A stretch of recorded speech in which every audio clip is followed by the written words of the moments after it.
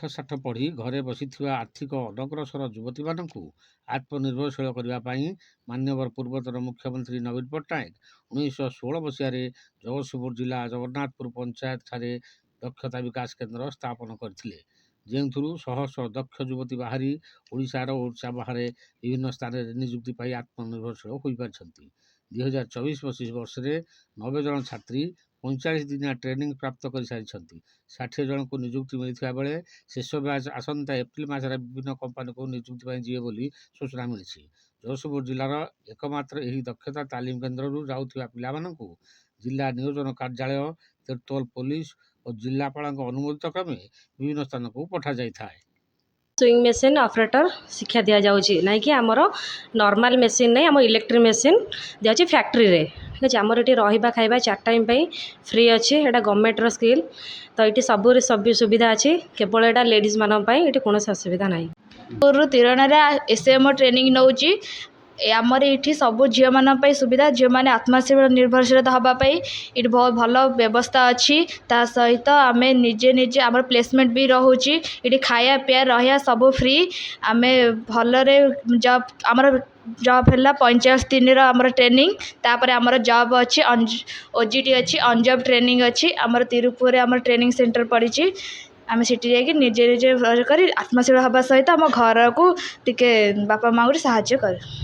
ମୁଁ ଶୁଭ୍ରାଂଶୁ ଶେଖର ପ୍ରସାଦ, ସେଣ୍ଟର ପରିଚାଳକ, Jagatsinghpur skill development centre, ଯେଉଁଟାକି ଜଗନ୍ନାଥପୁରରେ ଅନୁଷ୍ଠିତ ହେଉଛି।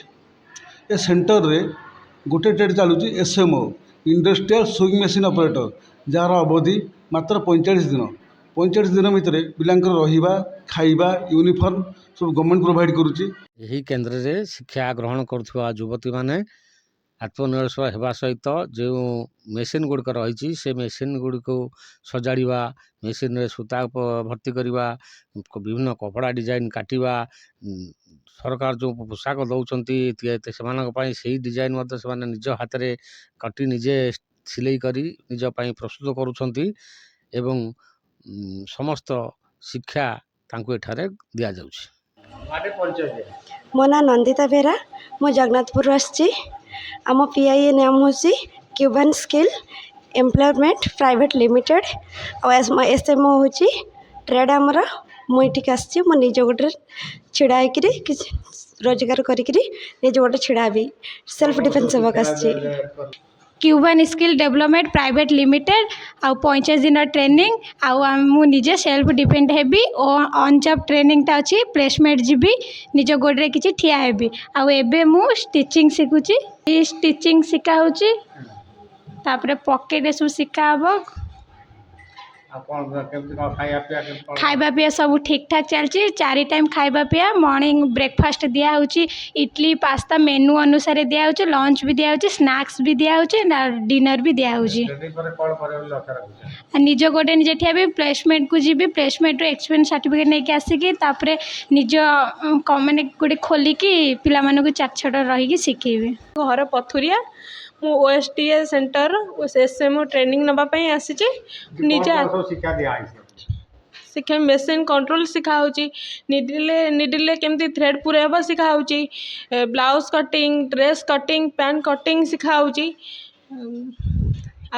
ପିଲାଙ୍କର ଡେ ଟୁ ଡେ ଲାଇଫ୍ରେ ତାଙ୍କ ଲାଇଫ୍ ଚେଞ୍ଜେସ୍ କରିବା ପାଇଁ ସାର୍ ସକାଳୁ ଉଠିବେ, ଯୋଗ ଶିକ୍ଷା କରିବେ, ତାପରେ ପ୍ରେୟାର କରିବେ, ତାପରେ ବ୍ରେକଫାଷ୍ଟ କରିବେ, ଇନ୍ ଟାଇମ୍ ବ୍ରେକଫାଷ୍ଟ କରିବେ, ଇନ୍ ଟାଇମ୍ ଲଞ୍ଚ କରିବେ, ଇନ୍ ଟାଇମ୍ ଇଭିନିଂ ସ୍ନାକ୍ସ ଖାଇବେ, ତାପରେ ଡିନର କରିବେ। ମାନେ ପର୍ଟିକୁଲାର ଲାଇଫ୍, ଗୋଟେ ହାବିଚୁଆଲ୍ ଲାଇଫ୍ ତାଙ୍କର ମେଣ୍ଟେନ୍ ହେବ। ପର୍ଟିକୁଲାର ଲାଇଫ୍ ତାଙ୍କର ମେଣ୍ଟେନ୍ ହେବ, ଯାହାକି ସ୍ୱାସ୍ଥ୍ୟ ଭଲ ରହିବ। ହୋମ୍ ସିକନେସ୍ ଛାଡ଼ିବେ, ଏଠି ହଷ୍ଟେଲରେ ରହିବେ, ଠିକ୍ସେ ପାଠ ପଢ଼ିବେ। ଏଇଟା ହେଉଛି ଆମର ପ୍ରୟାସ। ସେକେଣ୍ଡ କଥା ହେଲା ତାଙ୍କ କ୍ୟାରିୟର କାଉନସେଲିଂ। ଆମେ ପିଲାମାନଙ୍କୁ ଏଇଠି ରଖୁଛୁ, ଠିକ୍ସେ ଡେ ଟୁ ଡେ ଲାଇଫ୍ରେ ତାଙ୍କର ନିତ୍ୟକର୍ମ ସାରିବା ସାଙ୍ଗେ ସାଙ୍ଗେ ଠିକ୍ସେ ପାଠ ପଢ଼ିବା, ଠିକ୍ସେ ସବୁ କାମ କରିବା, ଠିକ୍ସେ କ୍ଲାସ୍କୁ ଆସିବା, କ୍ଲାସ୍ରେ ପାଠ ପଢ଼ିବା, ତ ଡେ ଟୁ ହୋମୱାର୍କ କରିବା, ଆକୁ ବି ଆମେ ନଜର କରୁଛୁ।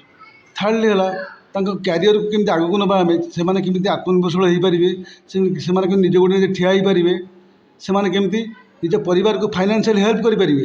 ଏଇଟା ହେଉଛି ମୁଖ୍ୟ ପ୍ରୟାସ। ଏଇଟା ଓଡ଼ିଶା ସରକାର, ଭାରତ ସରକାର ମିଳିତ ପ୍ରୟାସ, ଆମର ବି ସେଇ ପ୍ରୟାସ।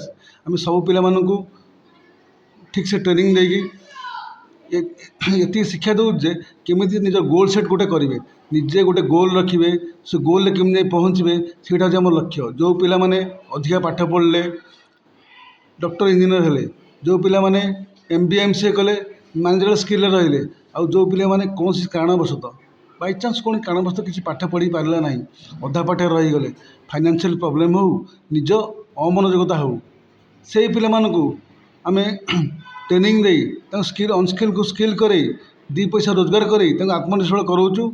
ବାଦ୍ ବାକି ସେମାନେ ସମସ୍ତେ ଆତ୍ମନିର୍ଭରଶୀଳ ହୋଇ ନିଜ ପରିବାରକୁ ସାହାଯ୍ୟ କରିବା ସଙ୍ଗେ ସଙ୍ଗେ ନିଜକୁ କେମିତି ଆଗକୁ ନେବେ ସେ ବାଟ ଆମେ ଦେଖାଉଛୁ। प्रदीप लेंका जगतसिंहपुर डिस्ट्रिक्ट कोऑर्डिनेटर अच्छी Qubean skill employment private limited आमर एठी जो प्रशिक्षण चली ओडिशा स्किल डेवलपमेंट अथॉरिटी या कंडक्ट करुँच Qubean skill employment private limited एक सारा भारत वर्ष रे जो दक्षता विकास क्षेत्र में एक वैप्लविक परिवर्तन आने चाहते तारे केंद्र सरकार तथा राज्य सरकार सहयोग एक कार्यक्रम चलुଛି। जगतसिंहपुर जिला तिरतोल ब्लॉक ठार थिबा जगन्नाथपुर पंचायतर दक्षता विकास केन्द्र श्रीवत्स पाड़िक रिपोर्ट ओडिया लाइफ।